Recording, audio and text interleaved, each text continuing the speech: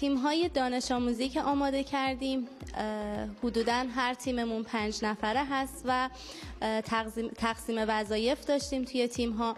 قرار هست بچه‌ها توی لیگ اینویشن اند بیزینس، لیگ خلاقیت و نوآوری شرکت بکنن و ایده ها و خلاقیت های جدید و حتی اختراعات جدیدشون رو در این مسابقات ارائه بدن. کار من داخل این تیم این کانوایر هستش که این کانوایرها مواد یعنی میوه هایی که ما داخل جعبه ها قرار میدیم اونا میاد روی اینا این کانوایرها حرکت میکنن و میرن داخل کانوایر اصلی که درازتره و بزرگتر، حالا ما نمیبریمش. اون کانوایر میره داخل انبار و از انبار به شهرها یا کشورهای دیگه منتقل میشه. حالا این چجوری کار میکنه؟ این یه دونه اینجا موتور داره که این موتور با برق کار میکنه. بعد این موتور اینجا محور داره، این محور اینو حرکت میده و اینجوری جعبه هایی که روش هست میره به کانوایر اصلی که بزرگتره و به انبار منتقل میشه. من پیش خانم سعادتی کلاسای رباتیک رو گذروندم و از اونجا به رباتیک علاقه‌مند شدم و در جریان این مسابقه قرار گرفتم و علاقه‌مند شدم که وارد این مسابقه بشم.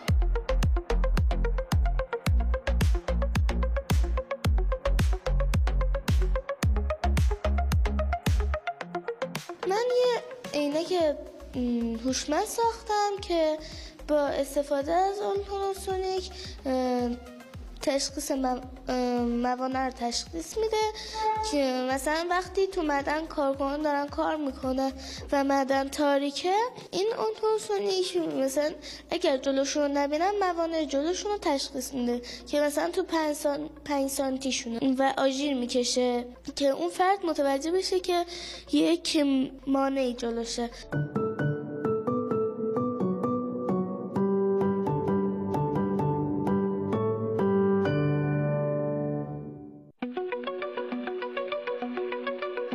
ما یه رباتی رو کار کردیم، یک پارکینگ هوشمندیه که قابلیت‌های مختلفی داره.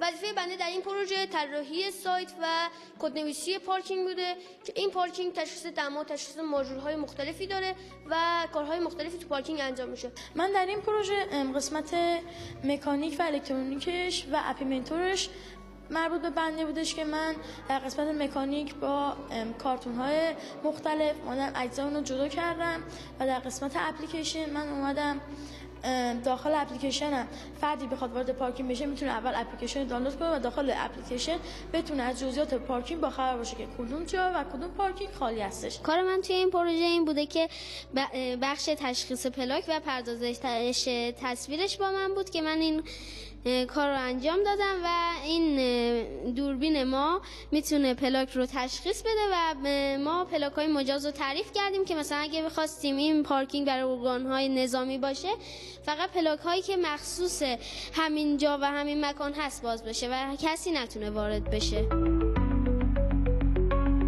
من اومدم یه کلاه ایمنی هوشمند رو ساختم که با استفاده از حسگر اولتراسونیک وقتی به موانعی برخورد میکنه آژیر میکشه و از ماژول جی پی اس هم استفاده کردم. این ماژول جی پی اس موقعیت مکانی کارگر معدن رو در لحظه میفرسته.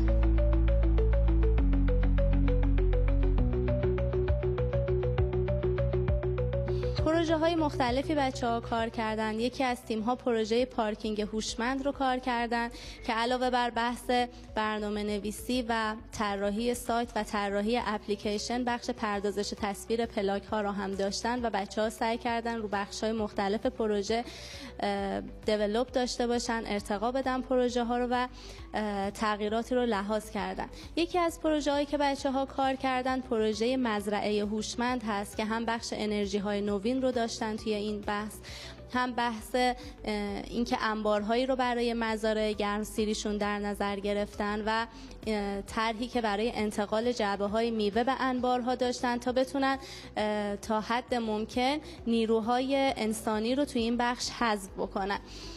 یکی دیگه از تیم هامون گجت‌های پوشیدنی کارگران معدن رو کار کردن. این تیم عزیزمون هم علاوه بر اینکه یک معدن هوشمند طراحی کردن و معدن مجهز به سیستم اینترنت اشیا و آی او تی هست، گجت‌های پوشیدنی هم برای حفظ سلامتی و امنیت کارگران در نظر گرفتن، کلاه هوشمند، عینک هوشمند، جلیقه هوشمند، دستبند هوشمند که به صورت ریل تایم و آنلاین بتونه تمام علائم حیاتی کارگران رو بتونه بررسی بکنه. ما تمرینامون این بود که کلاس‌های مختلف رفتیم، این ترن هوایی رو درست کردیم. خانم سعادتی جان خیلی واسه ما زحمت کشیدن و برنامه‌نویسی یاد دادن، داخل این پروژه ما کمک کردن. من امیدوارم که بتونیم توی این مسابقات رتبه بیاریم، به خاطر که ما کارهای فراوانی انجام دادیم. از جمله کاری که کردیم آردوینو، سی پلاس، بخش‌های اپیمنتور، طراحی سایت، HTML، CSS و پایتون رو کار کردیم توی این پروژه و یه پروژه‌ای که قابلیت صنعتی بودن رو هم داره و میتونیم این رو حتی گسترش هم بدیم.